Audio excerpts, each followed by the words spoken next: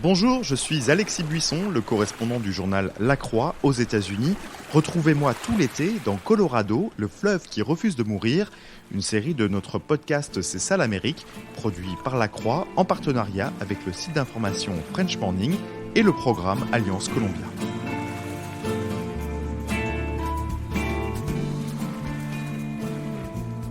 Ce bruit, c'est celui du murmure du fleuve Colorado, enregistré quelque part dans le Nevada. Il ne faut pas pour autant se laisser bercer. Ce n'est pas pour rien qu'on le surnomme le Mighty Colorado, le puissant Colorado. Ce fleuve, en réalité, c'est un véritable monstre. Dans l'histoire, ses eaux déchaînées et ses crues redoutables ont emporté plus d'une vie. Bien sûr, il a été domestiqué au XXe siècle, avec une série de barrages. Aujourd'hui, il fournit de l'eau et de l'électricité à 40 millions de personnes. Sixième plus long fleuve du pays, il irrigue le quart sud-ouest des États-Unis, une région où les zones urbaines en plein essor côtoient des champs agricoles interminables qui nourrissent la population américaine.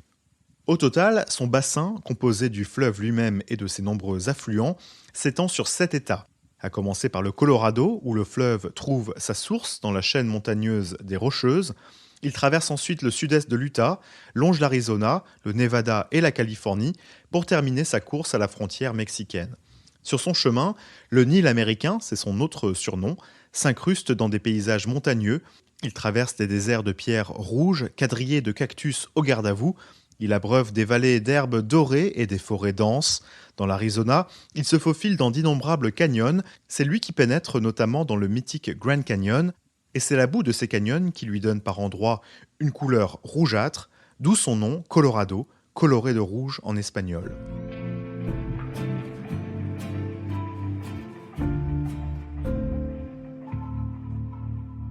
Pour moi qui suis installé à New York, le Colorado River ne voulait pas dire grand-chose.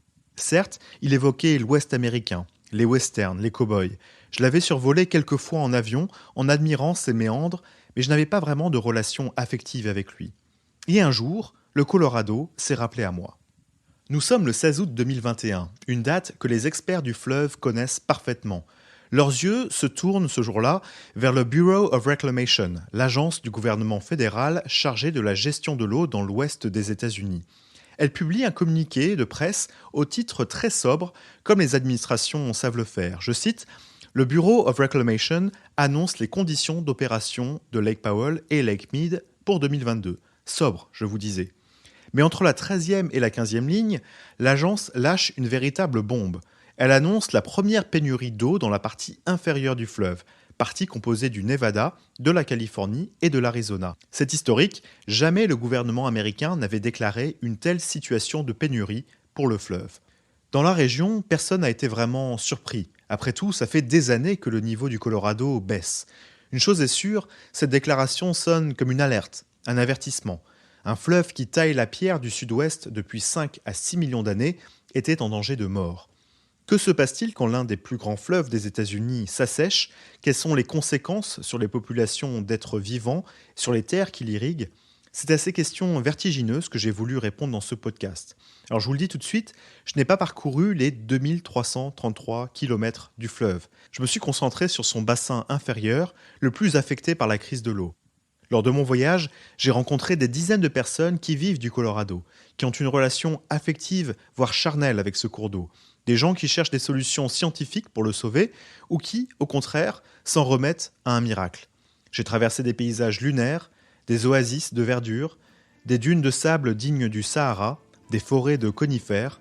Parfois, mes seuls compagnons de route ont été d'énormes camping-cars et des tracteurs. Je vous invite donc à faire ce voyage avec moi, à me rejoindre pour ce road trip au fil de l'eau d'un fleuve qui refusait de mourir.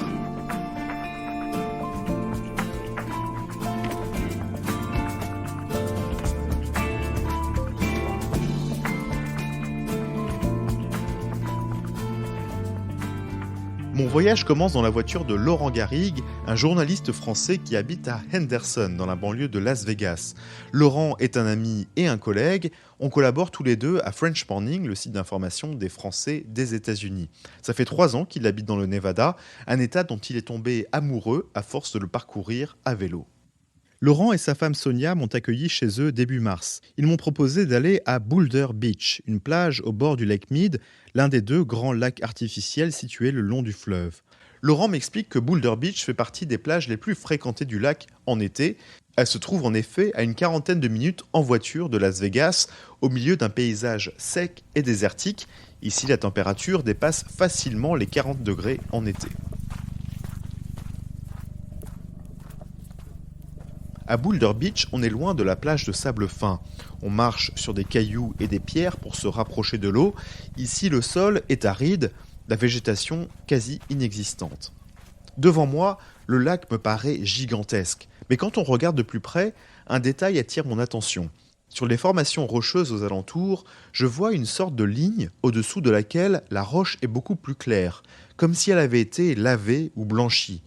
Cette ligne a été créée par le dépôt de minéraux contenus dans l'eau. Elle correspond en fait au niveau passé du lac. On l'appelle l'anneau de baignoire car elle évoque la trace laissée par la partie immergée de la baignoire quand elle se vide très lentement. Laurent attire mon attention sur le sol. Moi, les repères que j'ai, c'est qu'en fait, quand je viens ici et que je vois la différence entre le sable, la pierre, le sable d'ici et de là-bas, je sais que l'eau en fait montait plus haut. C'est-à-dire que là, par exemple, on a du sable, sable blanc, tout ça. L'eau montait jusque là, à peu près, il y a 2 ans. Maintenant, cette végétation, c'est un peu comme de la mauvaise herbe ici. Là, ça pousse sans aucun souci. Et l'eau, en fait, voilà, elle montait au moins déjà jusque là-bas. Et c'est là où on voit que tout est parti. Alors, c'est parti à plus d'endroits qu'à d'autres. Mais, Ouais, parce que là, par exemple, là, on marche vraiment sur du sable, quoi. là, on n'est est pas sur du du tout sable, sur des cailloux ouais, sur du comme sable, plus et puis haut. un sable un peu, comme on le voit dans Wetland Park, c'est un sable un peu, je sais pas si, est-ce qu'il est salé, je pense pas, mais c'est un truc un peu particulier, brûlé par le soleil et tout ça. Et voilà, déjà avant, ça montait au moins jusque là, à certains endroits. Tout ça, avant, Ouais. tout ça, là, ici, il y avait de l'eau. Voilà, là, il y avait de l'eau, et on voit d'ailleurs qu'à certains endroits, les algues sont dégueulasses. C'est en train de, comment dire, c'est en train de pourrir avec le soleil. Et là, comme il commence en plus à faire de plus en plus chaud, on va se retrouver. Et on le sent. On sent. C'est une odeur qui il y a 2 ans, 2 ans, 2 ans et demi, 3 ans, on ne sentait pas cette odeur un peu de putréfaction, d'algues en train de pourrir, quoi. Et on voit bien, là, voilà, aujourd'hui, là, avant, il y avait de l'eau ici. Ça, jusque-là, au moins, jusque-là, il y avait de l'eau. Même, je pense que ça montait à certains endroits jusque-là. Ouais. Sauf que cette végétation, comme je dis, pousse très très rapidement et n'a pas besoin de beaucoup d'eau pour beaucoup grandir. Certaines îles, petites îles, étaient dans l'eau il y a encore quelques années et aujourd'hui, elles sont ressorties. Ouais, donc ici, il y a peut-être des trésors qui vont être révélés. Peut-être qu'on retrouvera d'autres épaves, peut-être, des épaves d'avions, des épaves de bateaux, peut-être, ça je ne sais pas. Mais en tout cas, ce qui est sûr, c'est qu'aujourd'hui, les pêcheurs, puisqu'il y a toujours des pêcheurs qui viennent, il faut qu'ils avancent parfois dans certains endroits un petit peu plus loin pour pouvoir pour pouvoir accéder à l'eau et pouvoir pêcher. Et surtout, la vraie problématique, c'est la marina qui est encore utilisable sans problème aujourd'hui. Mais à certains endroits, on ne peut plus descendre les bateaux parce que l'eau est trop descendue. C'est à la fois très beau et très triste, d'une certaine manière. C'est ce qu'on se dit à chaque fois qu'on vient ici. C'est un endroit magnifique, les couchers de soleil ils sont sublimes. Et en même temps, on est là en train de se dire, mais c'est triste parce que ça ne va pas s'arranger. Ça va pas s'arranger, hélas, on croise les doigts, hein, mais au rythme où ça va être compliqué, quoi.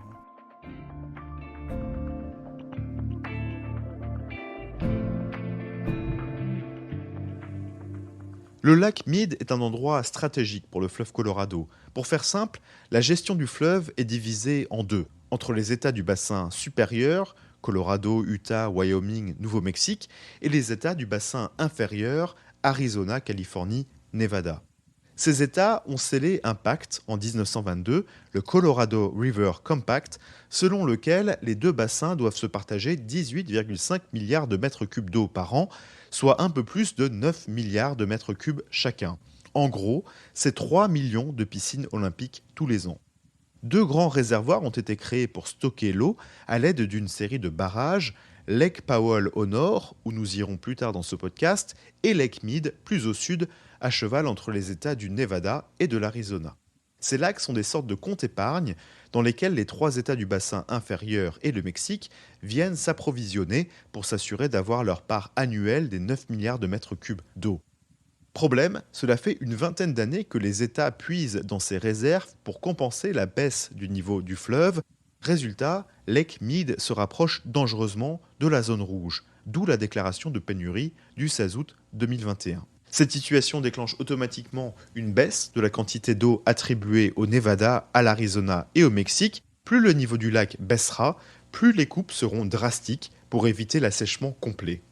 Laurent Garrigue. On est toujours inquiet parce que ce niveau n'a jamais été atteint, ce niveau très bas du lac. Est-ce que ça va remonter ? Franchement, j'en ai strictement aucune idée.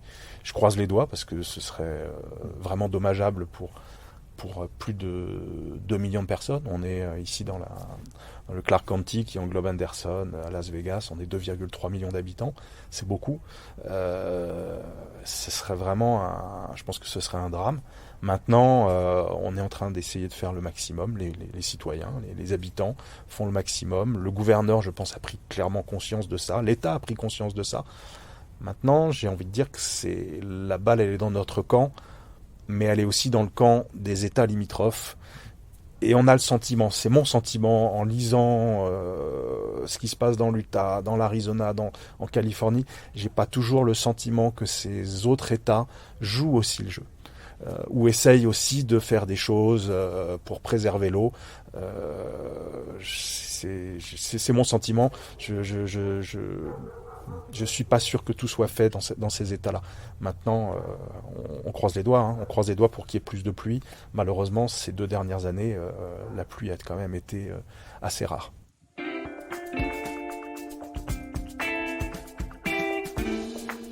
À ce stade, une question se pose. Pourquoi le niveau du Colorado baisse-t-il ?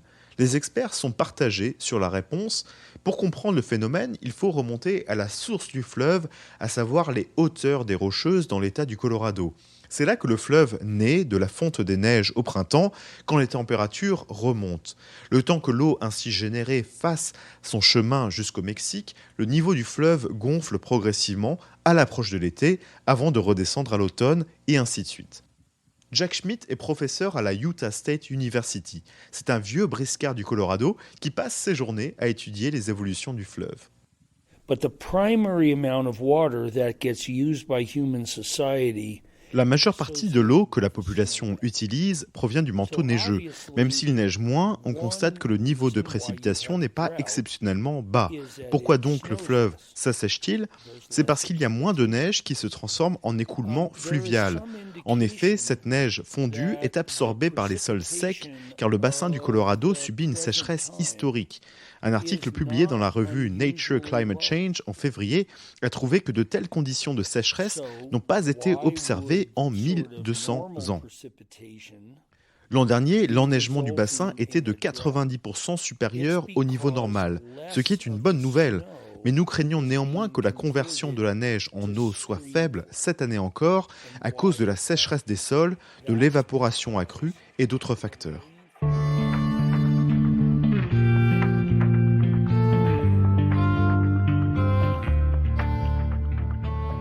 Les experts qui s'intéressent au fleuve Colorado mettent en avant plusieurs solutions pour limiter les conséquences de cette dite méga sécheresse qui sévit depuis 20 ans.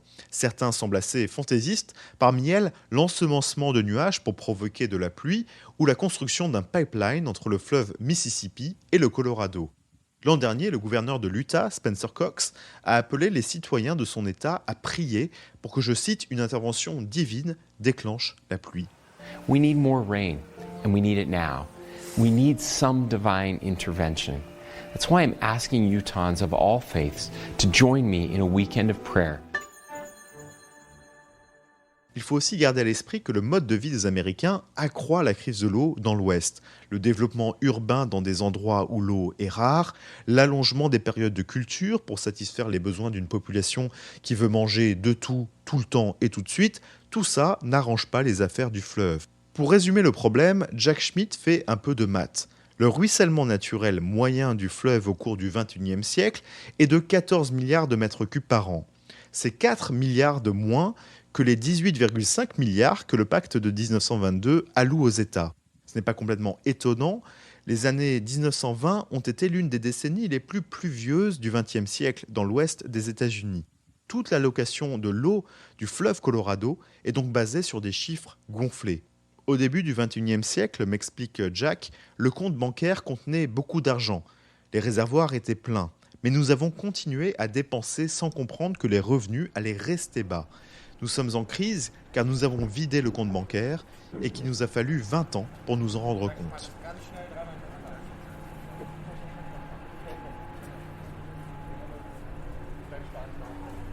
Je quitte Laurence, Sonia et Boulder Beach et je me faufile à présent entre les touristes. Je suis au sommet de l'un des trésors du lac Mead, le Hoover Dam, un grand barrage électrique qui alimente Las Vegas et sa région. De là où je me trouve, difficile de ne pas avoir le vertige. Ce barrage est presque aussi grand que la tour Eiffel. Côté nord, on voit le lac et les fameux anneaux de baignoire incrustés dans la roche. Côté sud, on se perd dans un canyon où le fleuve poursuit tranquillement sa route. Cette énorme structure de béton date de 1936. Elle me paraît éternelle, mais la baisse du niveau du lac Mead pourrait la rendre inutile. En effet, le lac n'est qu'à 51 petits mètres du niveau dit de dead pool, situation où l'eau est trop basse pour générer de l'électricité. Il faudra alors se tourner vers des sources alternatives comme le solaire ou le nucléaire. Le gouvernement, gestionnaire du barrage, n'a pas attendu pour s'adapter. En 2010, 3,4 millions de dollars ont été investis dans l'installation de turbines spéciales capables de fonctionner dans des conditions d'eau basse. Tout en haut du barrage, j'ai rendez-vous avec Doug Hendricks, porte-parole adjoint du Bureau of Reclamation pour le bassin inférieur. Right now here at Lake Mead, we sit at elevation 1066.1. En ce moment, le lac Mead n'est rempli qu'à 34% de sa capacité. Si nous descendons plus, nous devrons probablement décider si nous allons continuer à produire de l'électricité, car à 272 mètres, nous atteindrons un niveau critique. Certes, nous avons encore de la marge, mais nous devenons moins efficaces. Nous devons faire tourner les turbines à une vitesse de rotation réduite parce que la pression hydraulique est moins importante. Nous avons dû aussi moderniser un grand nombre de nos unités pour nous adapter aux conditions. Est-ce que cela devient plus difficile de produire de l'électricité ? Absolument. Nous ne produisons qu'environ 66% de l'électricité que nous générerions si le réservoir était plein. Il y a environ 40 millions de personnes dans le bassin du fleuve Colorado qui dépendent de cette eau pour leur subsistance. Il y a environ 6 ou 7 millions d'acres de terres agricoles au sud du lac Mead qui dépendent également de cette eau. Nous devons donc essayer d'optimiser l'utilisation de cette ressource. Et puis aussi, il faut garder suffisamment d'eau dans le fleuve pour l'habitat indigène. Les poissons, les oiseaux, les plantes, cela devient plus délicat chaque année, cela ne fait aucun doute.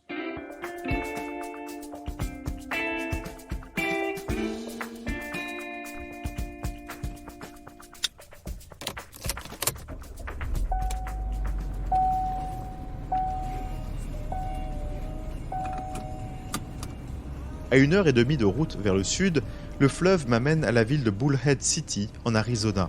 Ici, le Colorado est un trait bleu dans un paysage désertique de roches rouges et ocre. Il est relativement étroit et peu profond, mais cela n'empêche pas les locaux et les touristes de l'utiliser pour pêcher, faire du jet ski ou se tremper les pieds. Sur l'autre rive, un imposant casino désaffecté est décoré d'une roue à aubes. Il rappelle l'époque révolue où des bateaux à roues glissaient le long du Colorado avec passagers et marchandises à bord.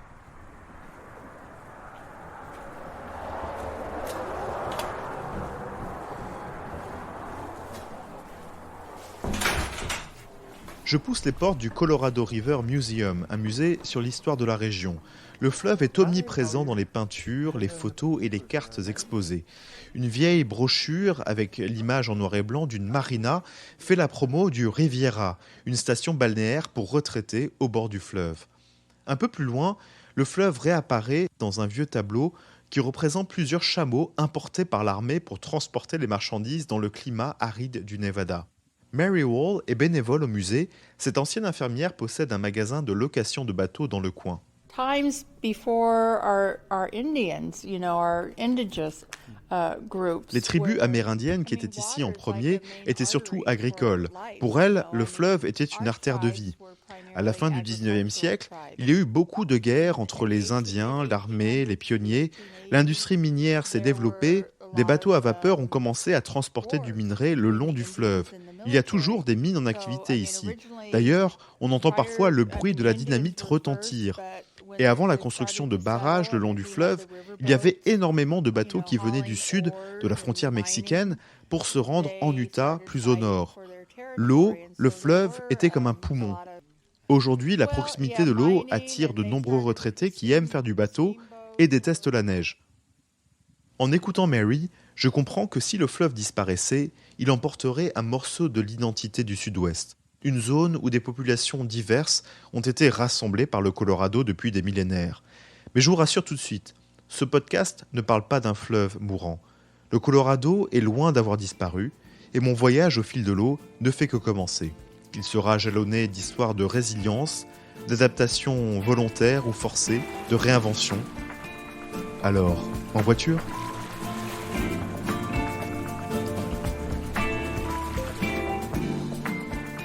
C'est ça l'Amérique, un podcast proposé par La Croix, le programme Alliance Columbia et le site d'information French Morning. Vous avez aimé ce podcast ? Découvrez l'actu traitée autrement avec La Croix. Toutes nos offres d'abonnement sur la-croix.com/abonnement.